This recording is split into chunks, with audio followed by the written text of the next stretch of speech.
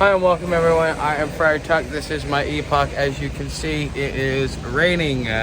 So I'm hiding here under the awning for a minute while I do this video and get it uploaded for today's video. So what I'm going to be talking about is it's going to be a daily update, but there's a couple of news articles that I saw on the news this morning. Because, you know, when I go to St. Anthony's, they have the TV there and they have local news. So I don't watch national news, I get to watch local news, which I think is much better. And if you get an opportunity to choose, like, do I watch local or do I watch national? I'd rather watch local news because that tells you more of what's going on versus like the drama and BS that comes with national news. But one of the articles that they were talking about is that I think it's like Target said that they're shutting down in like Seattle and New York and basically the places where there is such a huge overpopulation of homeless people, where the populations are very large. And you know, being in Gainesville, I remember something like this. They were actually, you know, what happens is you know, all the junkies or the you know, people or wherever they want, we'll just call them what they are. Okay, they decide that they don't have enough money for their dope because things are kind of drying up. So as things dry up, then within the homeless community, what's it called? Just kind of like not an all call is put out, but something along the lines of a rumor starts. It's like, hey, you know, what do you say we do this?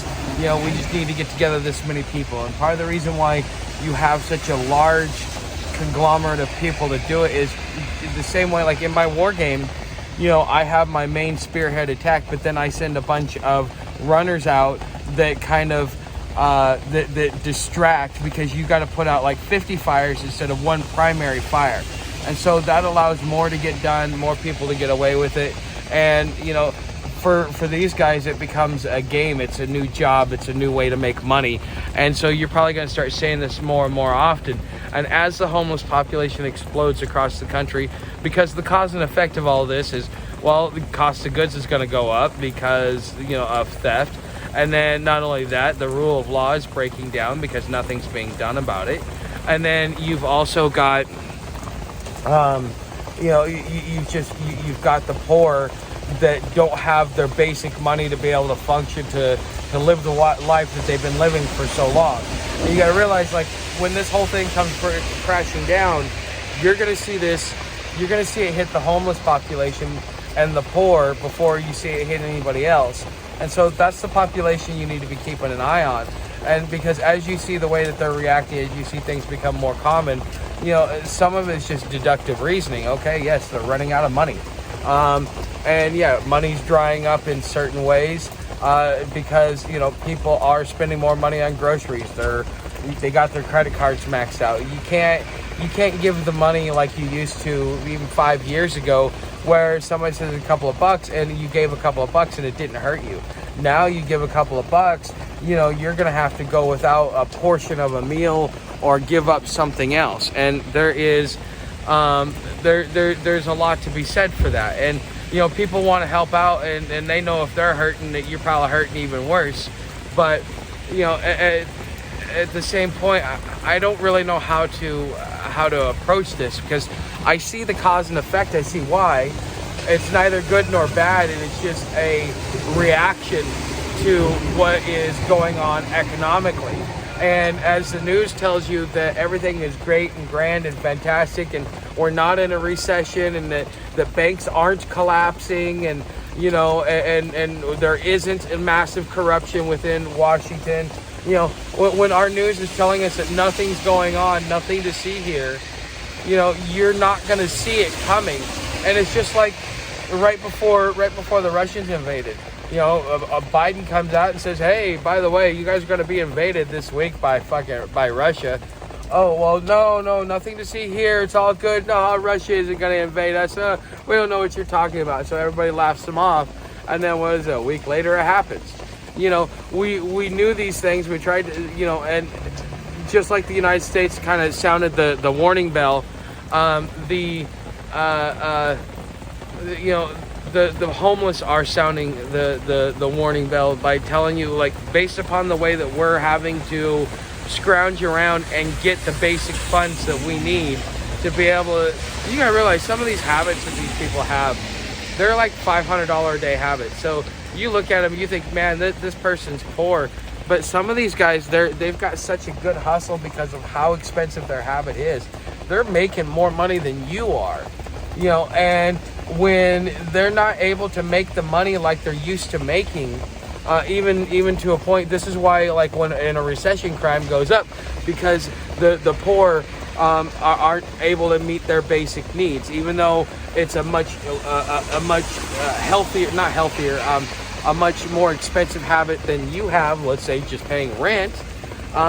You know, these people are, you know, this is their rent. This is why this is how they survive out here. This is why they do it.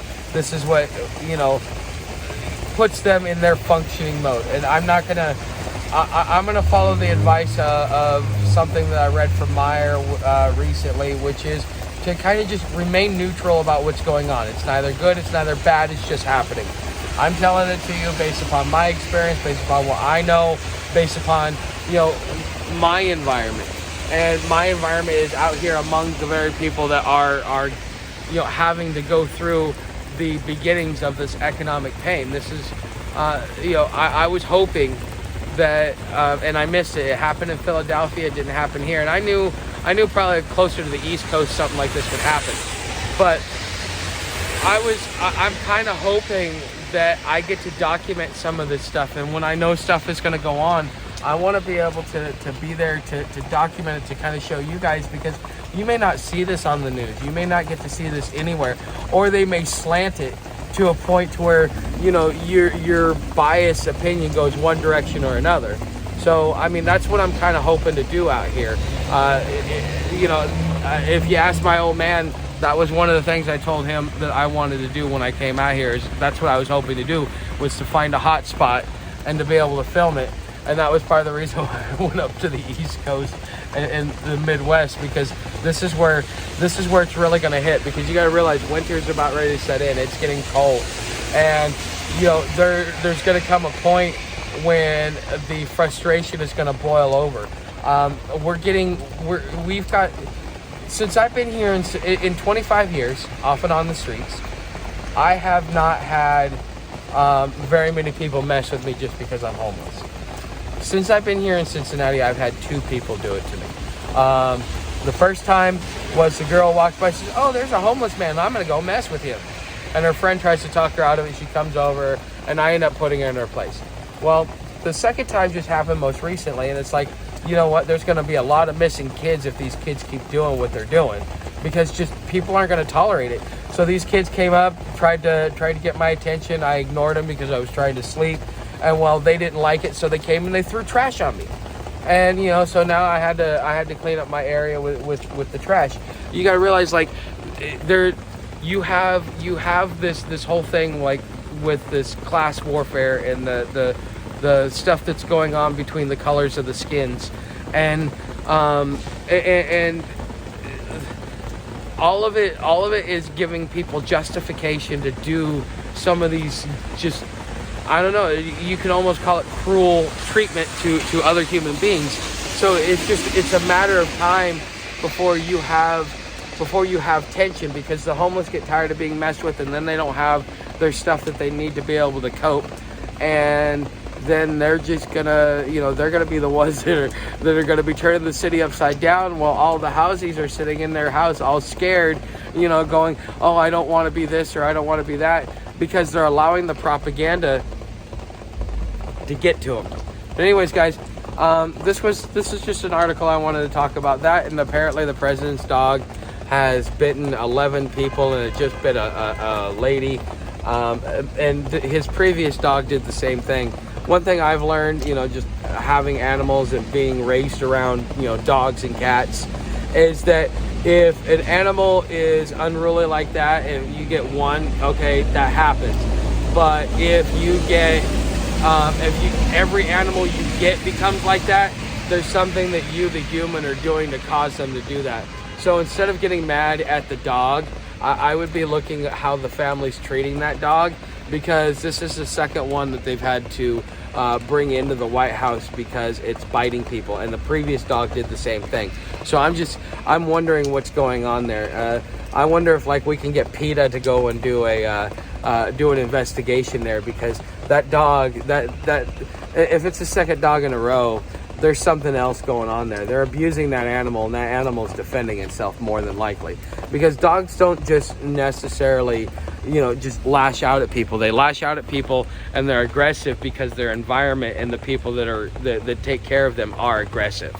And so that's one thing that I would be calling into question if I had the opportunity to make something public. Maybe one of you guys do. Maybe one of you guys have the connections.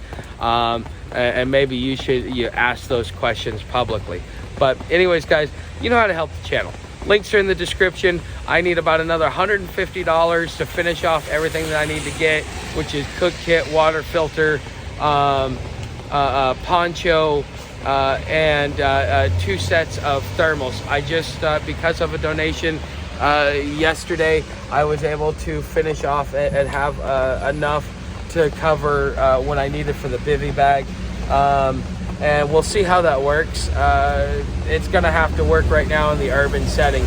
But last night, man, it was a sideways mist, and so luckily the outside of my sleeping bag has some water resistance to it. So I was able to remain dry last night, even though I was under a bridge, because of the mist, man.